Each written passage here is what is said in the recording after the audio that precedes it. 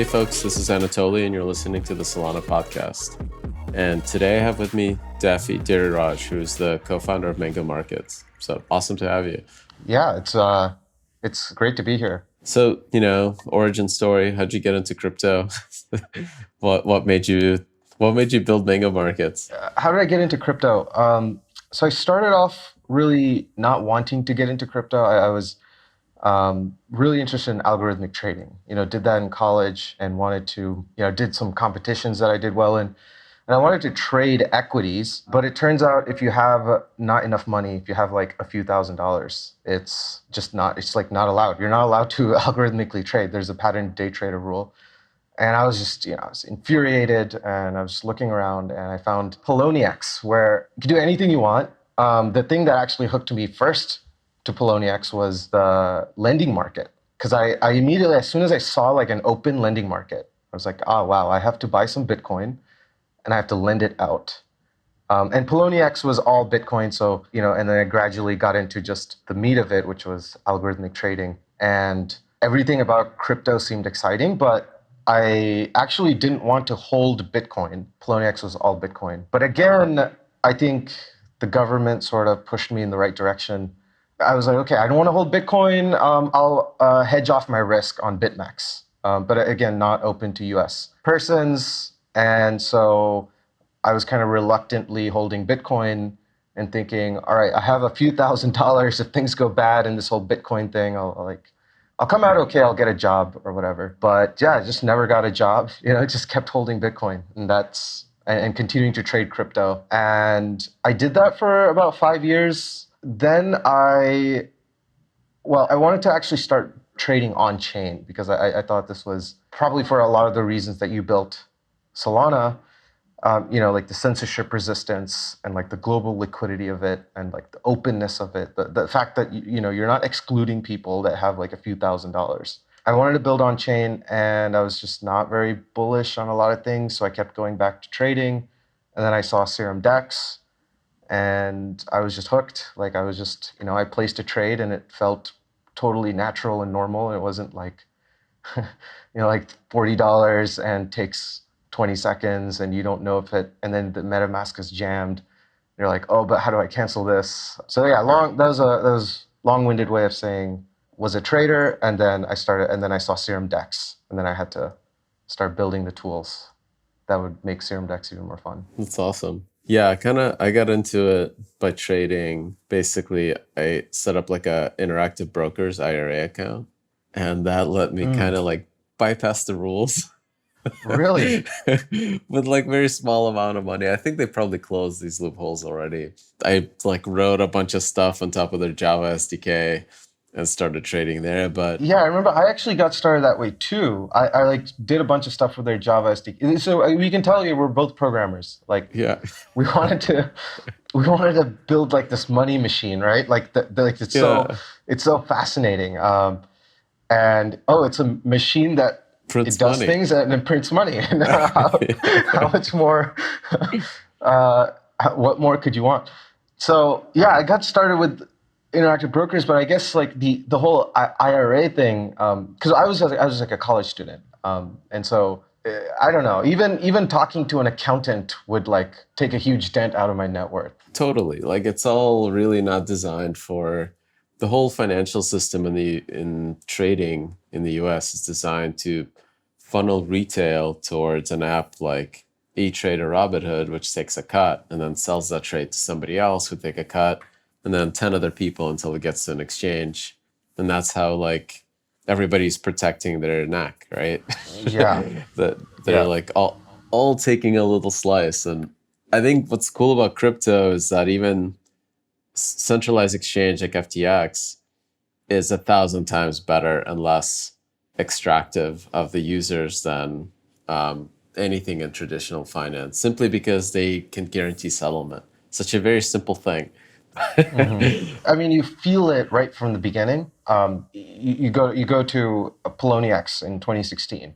It's like, oh, here you have an email, you've deposited Bitcoin, and now you're just lending to people. So just like talk about not being extractive. To see the order book through interactive brokers or Ameritrade or whatever costs you a lot of money, and it costs Yeah. them a lot of money to provide it. Yep. And I don't think I'd ever seen an order book. This was Yeah. like my passion. This is what I love to do. And I never actually seen it. You know, there's that story of the blind men who are touching this elephant. And so I kind of figured out kind of maybe what the order book looks like. And but then on Poloniex, you know, you go there and you just see the order book and you see all the lights flashing and you're like, oh, this is it. This is where the trades are happening. And that's free. And you can, and of course, a big part of Mango markets as well is like you can see the order book. That's it. That is it. There's nothing more. Yeah, and it's all on chain and all this stuff. So yeah, in terms of not being extractive, it's a really big piece of what motivates people to come in. I don't know if you ever tried to get data, like real data. Like I wanted like in timing information when a bid comes in or when an ask comes in versus when it's filled. How do I get access to it? Because when you get data from like any of these places, you basically, it's like a little better than Yahoo Finance, which is like every 5 minutes to give you a loan high. Yeah. I don't know. Did you ever succeed at doing that in interactive brokers or? No, like I recorded some of it, but it wasn't like it just never had that fidelity, and I always felt like okay, I'll build some models, and sometimes stuff would work locally against my simulations, but then whenever I would actually try to run it, I'd see that like fills take a little longer than they should, right? And like all this stuff just like really feels like you're not interacting directly with the trading system. That Yeah. somebody like when they see your order, they're like, well, maybe I'll put my order ahead of yours, Yeah. or do whatever, right? Or slow you down a bit, and it just just sucks.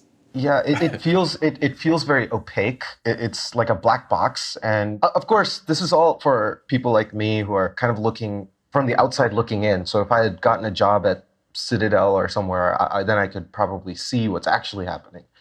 But the fact that the vast majority of people are going to look at it and not really know what's actually happening. Not everyone wants to see an order book. That's like an important fact. But there are a large number of people who need it to be a little bit transparent to like be involved. What I hate about it is that there's a lot of people that make a lot of money from you not seeing it. That they're Yeah. like in the business of information asymmetry, and fuck them. Okay, so it's not a family-friendly podcast, so it's good. I was gonna ask that, but so there's a funny story, like on RuneScape. I don't know if you've ever played RuneScape. I played Ultima Online, which is like I think similar vibes in the early days. Yeah. So on RuneScape, just like on the point of like no one being able to see anything, on RuneScape, they had an order book because that's the most natural thing to do. And I actually had to figure it out like from first principles. Like, I would place a trade and I would see that sometimes it would get executed and sometimes it would not get executed. Then I realized, okay, if I place a trade for these water runes or something, or like oak logs or something, and I put the price really high, it gets executed at some price that's not the price that I set. And so, okay, and then I was able to like form this concept of, okay, that's the asking price. I like didn't even have a terminology for this, and I did the same for set the price to 0 and put a trade, and now I found the bid.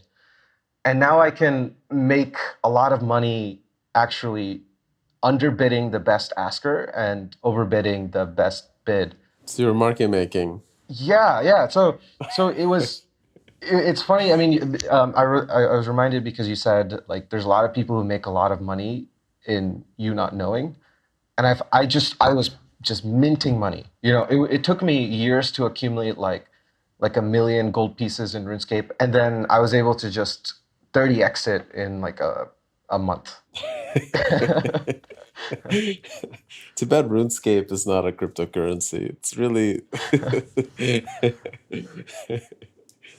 whoever's running RuneScape, you're like missing a huge opportunity right now to just like go full crypto. Yeah, there was some talk about some NFT or something on Twitter that somebody was trying to encourage JagX, the company, to get involved in crypto, and of course, I tried to like signal boost it, but eventually, everyone falls in line. So, How did you end up with the idea for Mango Markets? so I have to give credit to DYDX. It was like 2019, and I hadn't really considered that this was possible.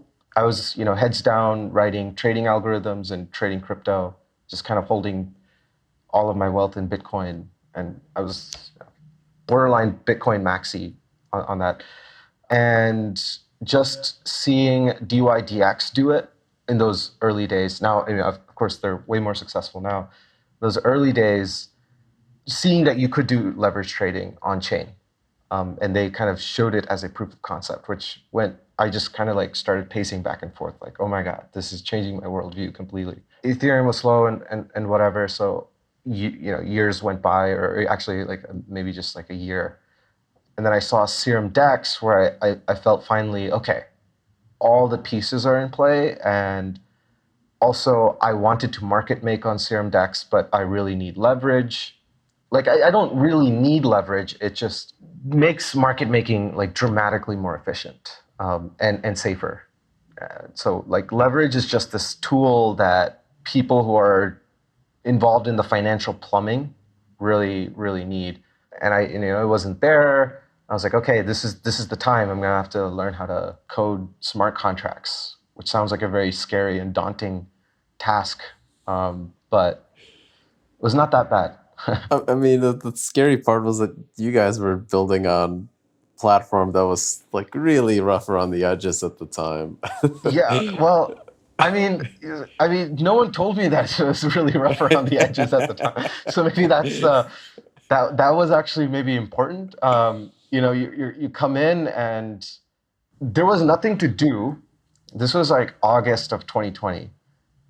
Things were not locked down necessarily here in the United States, but people kind of scattered. Like no one was hanging out in the major cities. They had kind of like went to go live with their families, as did I. And I like fled San Francisco and went to like a rural part of North Carolina. So there's nothing going on, and you just have all the time in the world, and Bitcoin is doing well, so that's funding you. Like in a way, like Bitcoin is this big, or crypto in general. It's all the people who bought it or own some crypto.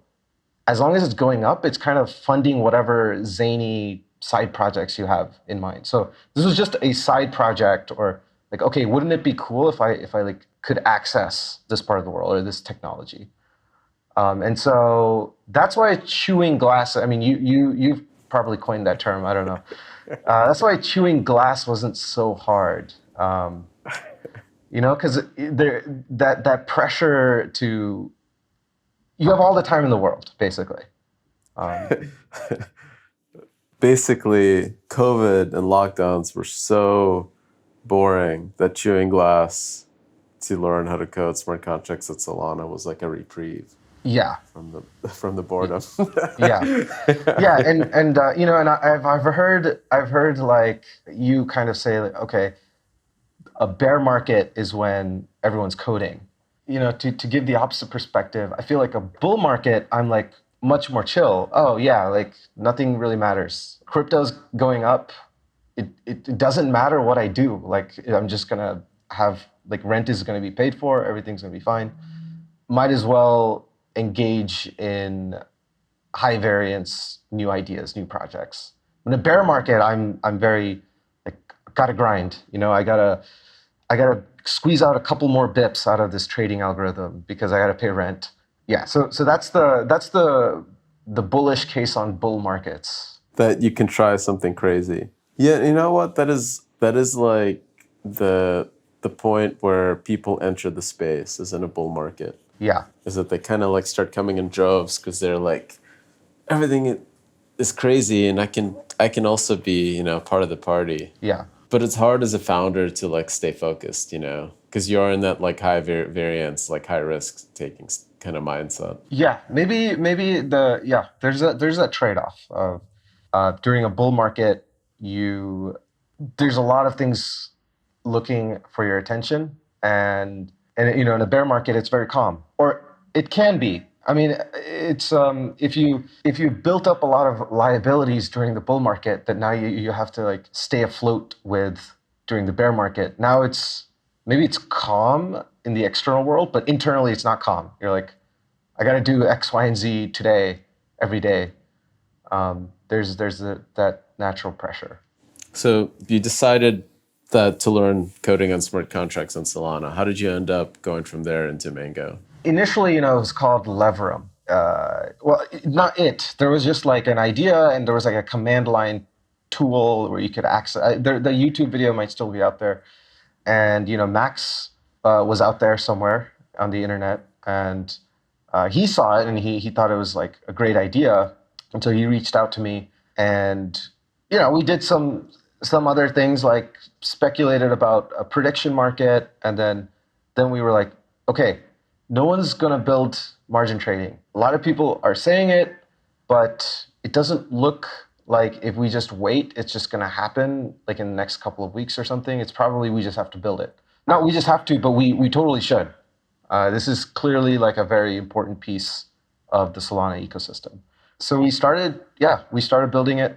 Mango was just, we were thinking like alliteration is good, and everybody loves mangoes. It's a fruit that's, I have never heard of anybody who doesn't like mangoes.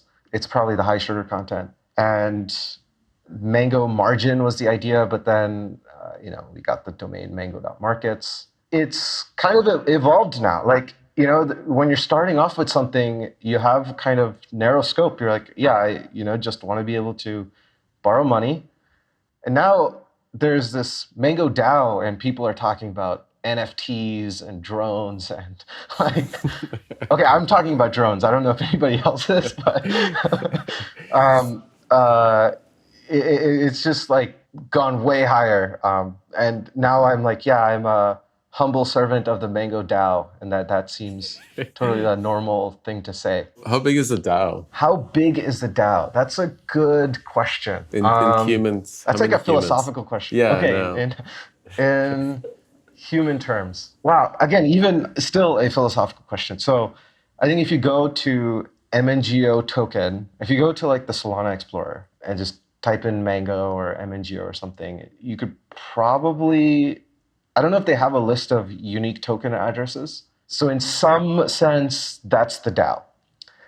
But in terms of the number of people who actively post on the forums and make proposals, that's much smaller. I'm guessing there's thousands of people who have votes, but the number of people who make proposals and like add meaningful commentary on the forums is maybe 20 people. And it's expanding pretty quickly. I always see new people coming in. But yeah, in big, there's also not just people, there's like the wealth of the DAO and like the cultural reach of the DAO, the spiritual significance of the DAO. All of those like seem like aspects of size. If you were to ask how big is the DAO, yeah. You interviewed Balaji Srinivasan, and there's this idea that he had on Twitter that was like, a DAO should buy land in Wyoming and like send a drone to circle it.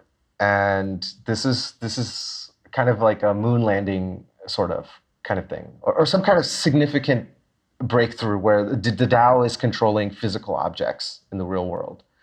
So this is like very exciting to me, but it has nothing to do with margin trading. It's just like something exciting that maybe in the bear market, I don't know.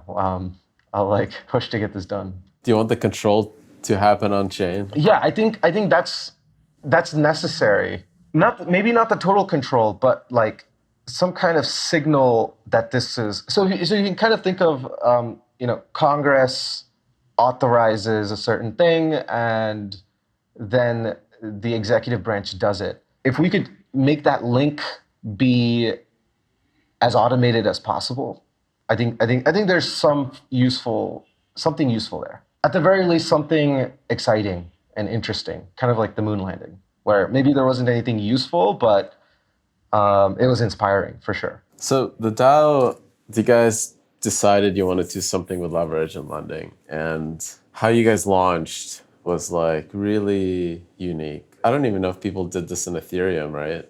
To me, I think this was the first time anyone's kind of done this style of launch. Can you talk about the design and like how you guys thought of it and what let you made those choices? So people early to Solana may be familiar with the Mango market caps and how that went, which some would argue is the first NFT on Solana.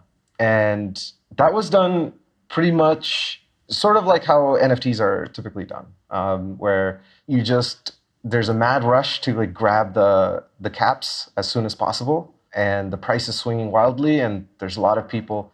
Now, I think like we put that together as like an April Fool's kind of thing, like very quickly, and so it was great for what it did. But the experience from that was okay, there's going to be a lot of angry people. Like if you do it in this way, the DAO is raising funds. And this is like the inception of the DAO. The DAO is raising funds for an insurance fund. You probably don't want it to just be distributed to the people who were the fastest to click. That was the idea. Like we probably don't want that. It doesn't seem useful. It seems like a lot of angry people and a lot of frustrated people. So, okay, so you take out the time component, you take out the luck component, and then you're left with, okay, you can just have this sort of auction that lasts 24 hours, but then what if like somebody comes in at the last moment and dumps in a huge amount of money and raises the price for everyone? And everyone gets the same price. So, our design was we'll have a withdrawal period or a grace period at the end, the remaining 24 hours, where if you kind of don't like the price, you can bail out. It had some flaws, and I think we knew about those flaws from the beginning. We were like, okay, we've just pushed this game of chicken to a later point where someone can put in a lot of money and then to scare other people away, and then they pull out at the last second. And that did happen, but it's not clear if that was net positive or net negative. So, And kind of in summary, there's like this 24-hour period where people deposit funds in for a fixed supply of tokens. Correct. Right? And then the period's over, and now everybody knows what the total amount in the pot is for the token, and there's kind of this price that's created. And then if you don't like the price, you can withdraw the entire bid or as much as you want. You can only reduce your bid. Correct. But you don't need to withdraw the entire bid, right? You can just reduce it. Correct. Yep. So then that pushes the average price down at the same time. So as for every dollar you take out, you kind of get a better price per token. And you see the price ticking up during the first 24 hours as more and more people are putting money in, and then the price ticking down over the next 24 hours. Yeah. I'm like a huge fan of the setup because it like creates a lot of like there was a news. You guys made the news because it was like almost half of all of USDC that was minted on Solana ended up in that smart contract. It was like 45% of it. Yeah. I remember actually because we saw the USDC on Solana was 700 million the days before. Yeah. And then it had climbed up to like 1.1 billion, or I don't know what the number was at the end. And there was 500 million in the contract at the end of the first 24 hours. That was not the intention. I guess minted. Yeah. And honestly, like I think you can appreciate it better from the outside than from my point of view, for sure. And of course, I also can appreciate it better from the time distance. But like that was not expected. We kind of knew that there would be a lot of money placed in the beginning, and then the money would go down. That was in all the documentation that we wrote, and that was that was expected. And we had all these dev calls where everyone was always talking about it.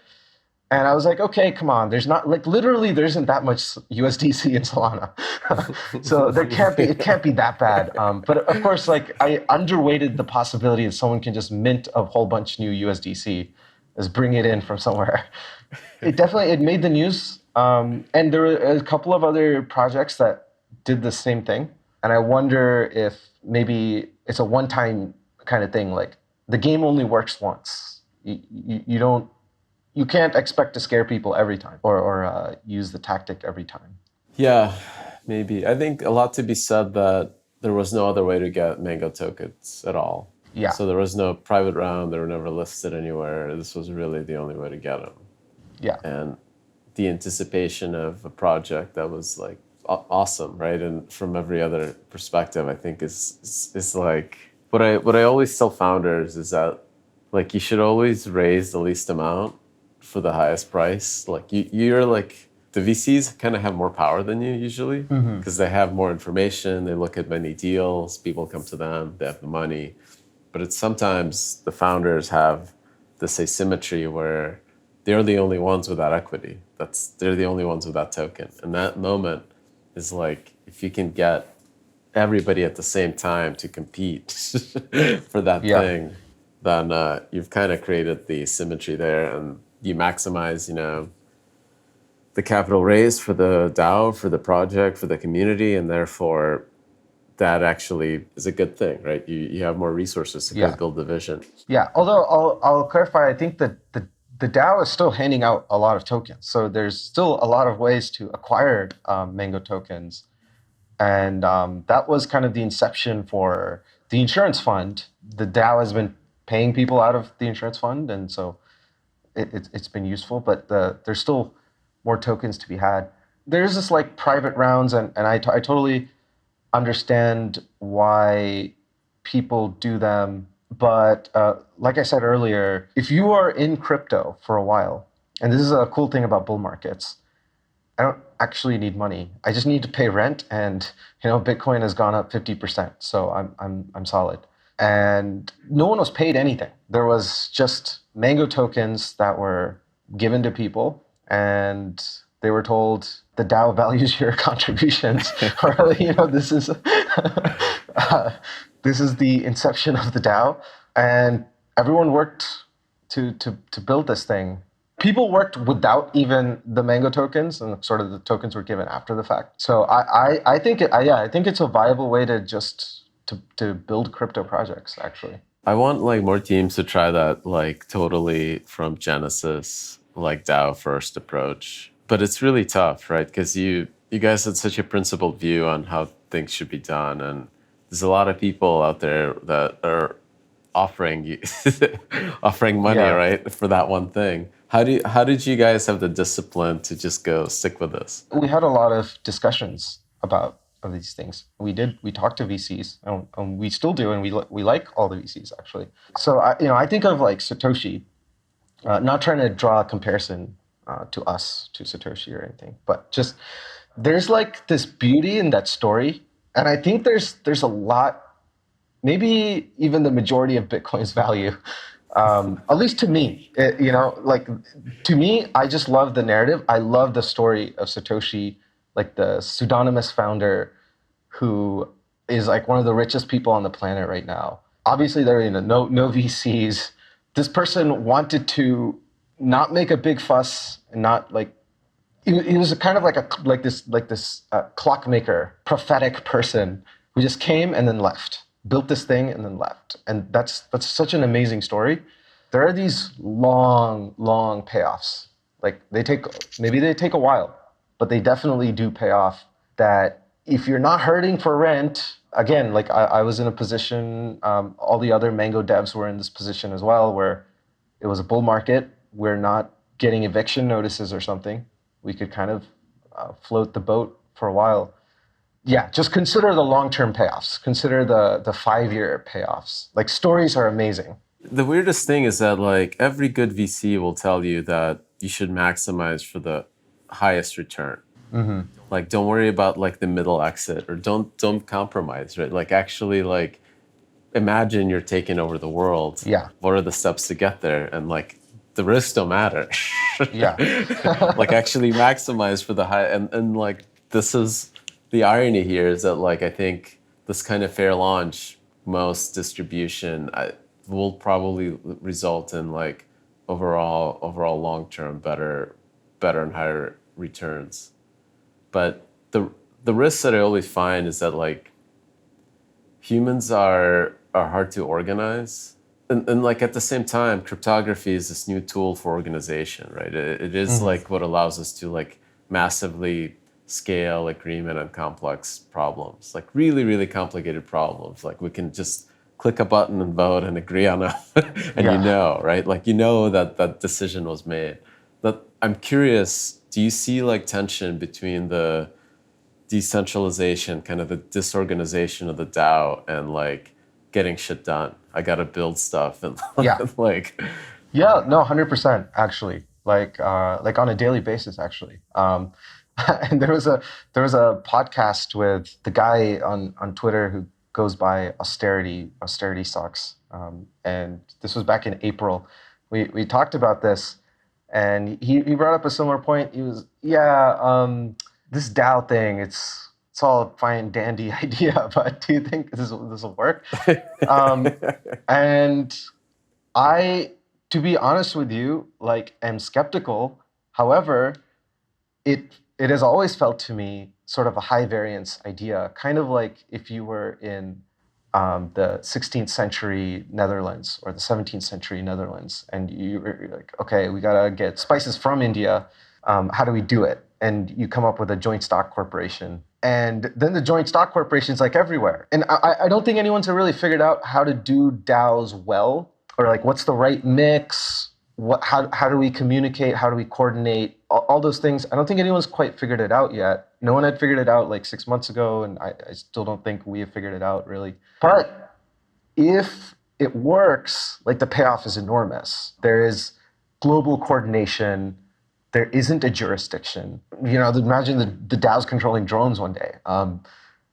It could be wild, right? So even taking into account all of my skepticism, I was still like, okay, yeah, we should do the DAO idea. Not just me, like all, Max is totally on board with this, and Tyler, and like all the other people who kind of build Mango markets. But on a day-to-day basis, as of October 2021, now I'm thinking, okay, maybe what we need to do is have like small teams that build things and then pitch it in front of the DAO and get compensation. So like the DAO is kind of like the government, and it subcontracts out to people. Maybe not like direct democracy rules everything, and we'll try that out. And if that doesn't work, we'll try something else out. But changing stuff up quickly. it's awesome. It's actually like a really good strategy to like incentivize product development. Build me an MVP, which means you're the PM and the Yeah. and the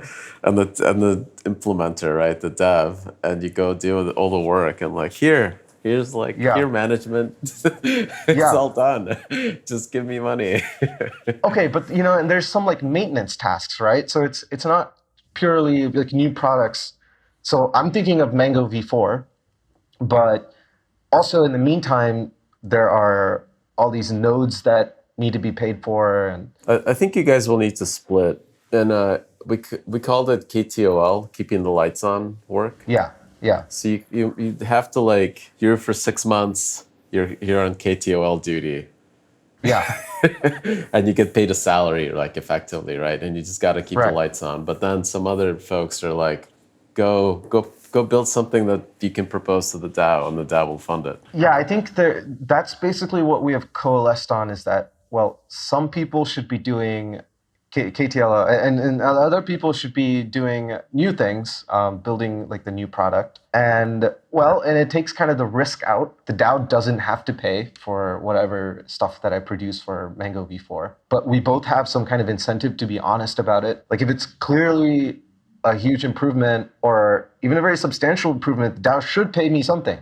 Because if the DAO doesn't, then you can expect future builders to not go for it. And we have these discussions on the forums, right? And people make good arguments like this. And I think like the average IQ in the Mango markets forums is very high. I think probably higher than most legislative bodies. I'm just going to go out on a limb and just say that. Not ours, of course. Ours is obviously very high IQ, smart people in our government. But Do you believe like 5 years there's going to be like a 30,000 person DAO? Like imagine like a tech company, 30,000 engineers or 30,000 people. Like they got product managers, teams, layers of bullshit. Yeah.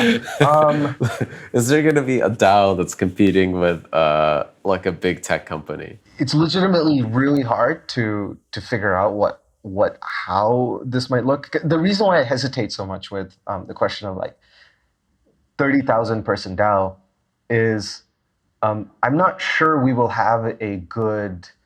I'm not sure it'll look exactly like a corporation that we can say, okay, these 30,000 people. It might never, you might never be able to figure out who is part of the DAO. And maybe that's like one of the benefits of the DAO. Like if I asked you how many people are part of Solana, not like Solana Labs, but Solana the community. It's a little bit difficult to even answer. Like lots of people with various levels of involvement and financial. Some people have a lot of financial stake, and some people don't. But some people have a lot of financial stake and no involvement at all. It's wild all over the place. And like does Solana actually or Bitcoin? Does Bitcoin look like a country or a corporation? It's like I can't even put my finger on what it is. So EVE Online had like a battle that had like 8,000 people all coordinating over something, right? And I think they have corporations within that game that are like maybe probably span up to 1,000, I'd imagine. So that's like people organizing using tech for a common goal, not without like a job, right? Like without like a structure that you normally have at a company. I mean, Linux, right, was built by people organizing online. I think as soon as you Yeah. have something to lose, and in Linux and even Online, you kind of start building up a virtual token. Like your reputation as a contributor to this thing Yeah. becomes like a thing that we don't normally think of as valuable in monetary way, but it's valuable to that person, right? I Right. definitely like care about my ability to continue contributing to open source project. So where tokens like I think can get there is if there is something of value being created by the community, some common goal that everyone's working on, then that token is in the middle of it and kind of uniting and organizing it. I think Yeah. that could scale like as large as a corporation. No, I agree with you.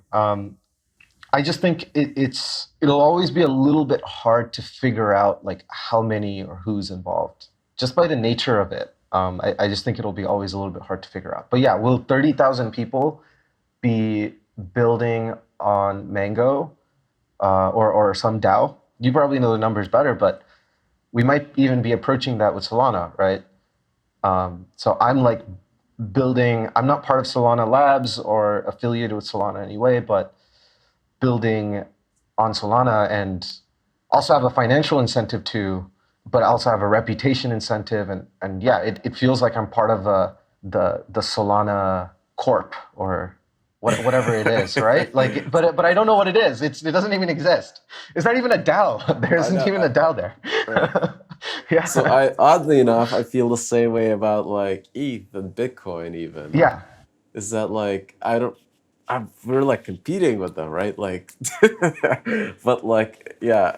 But it all feels like we're actually kind of part of the same team. And This is the weird part that I think is like gonna be really interesting how it plays out because I don't think it's obvious to anybody like what is crypto? Is it the token? Is it the coin? Is it the network? Is it the cryptography itself? it's not the cryptography itself, so we can strike that one out. You But yeah. sure? I think it's honestly the power that a person has to be able to make these very like concrete statements that are unbreakable no Yeah. matter how is like that's the math, right? The math behind it is like what Yeah. allows them to do that. Yeah, so it's just I mean I was thinking about like because I don't totally know the cryptography itself. Like I know like basic 101 number theory stuff, but yeah, like the I remember going through like my first programming class and coming out feeling just very powerful. I write stuff down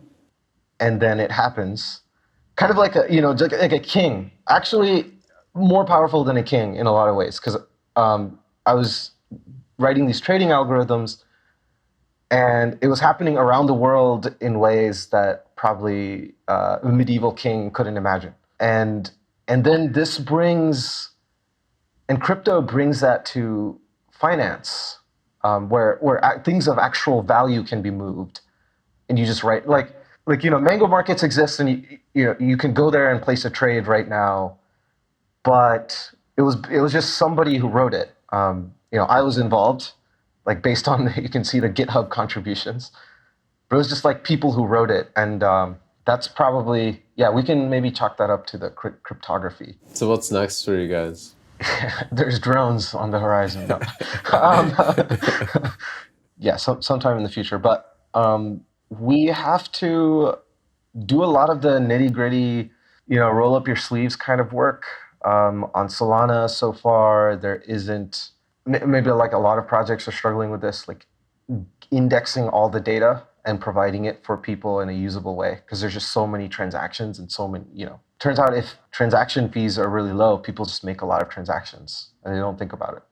And so gathering it up and displaying it in a useful format to people that's like very immediate term. And then slightly medium term is sort of becoming the place where everyone does leverage trading and does borrow and lending, all the crypto natives. And then, of course, in the long term, and I always say this, like somebody like my mom should be able to store her money in Mango markets and not think twice about it. It's not a good idea right now, I wouldn't say, but that's the goal, where like that involves a lot more social things than just technological things. That's like get it to a level where she can do it safely and feel comfortable and manage her keys, or even if she's not managing her keys, have a solution for how the keys might be managed, that she's not falling for scams. And that's, I would say, my long-term goal. It's awesome, man. Yeah, on that note, man, really awesome to have you on the podcast. Great conversation. I'm always excited about what you guys are doing and how the community is building this like ecosystem of its own. So really amazing. Like it's serendipity that that you guys started building on Solana. Just really lucky to have folks like you in the ecosystem. Yeah, thanks a lot. That means a lot. Yeah, this was really fun.